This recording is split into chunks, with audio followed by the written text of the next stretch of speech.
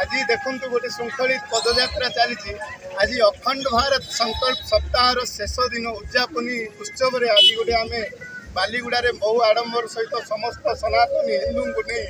एवं समस्त सर्वधर्म अवलंबी को नहीं आज आम अखंड भारत संकल्प सप्ताह पालन करुचु। तत्सहित आपण मैंने जानी विगत दिन में स्वामी लक्ष्मणानंद सरस्वती जी यही समय ही निधन होता आ से दिन को आज आम स्मरण करी स्वामी लक्ष्मणानंद आदर्श कंधमाल मंच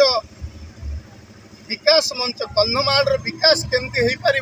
आ कंधमाल सर्वधर्म समन्वय केमती आम राष्ट्रीय बजरंग दल एवं अंतर्राष्ट्रीय हिंदू परिषद एवं समस्त सनातनी हिंदू को केमती सर्वधर्म केमती समन्वय होगी आम कंधमाल भितर बसवर्ती हो पारे ताहा उद्देश्य आज आम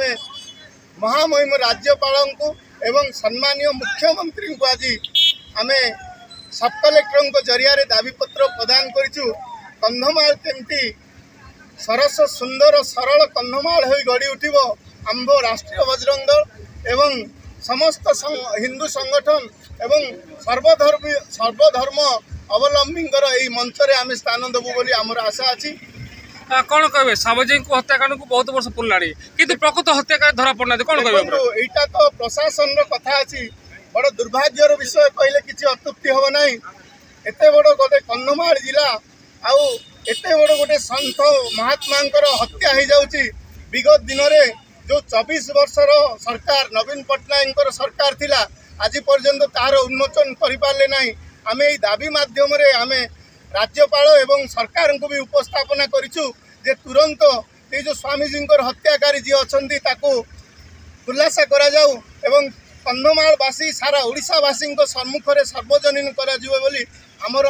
दाबी गुड़िक उपस्थापना करूँ। आम दाबी निश्चय पूरण करेंगे बोली राज्यपाल एवं मुख्यमंत्री को आम चिर उपकृत हबु बोली आमर आशा।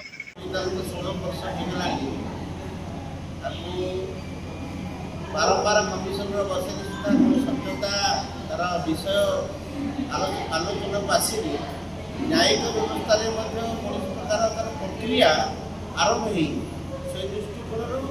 आज जो राष्ट्रीय बजरंग दल ये कथा को आह्वान कर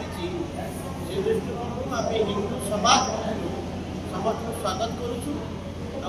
आम भावुँ अति शीघ्र ये कथा को सरकार ग्रहण करने लोकलोचन को आने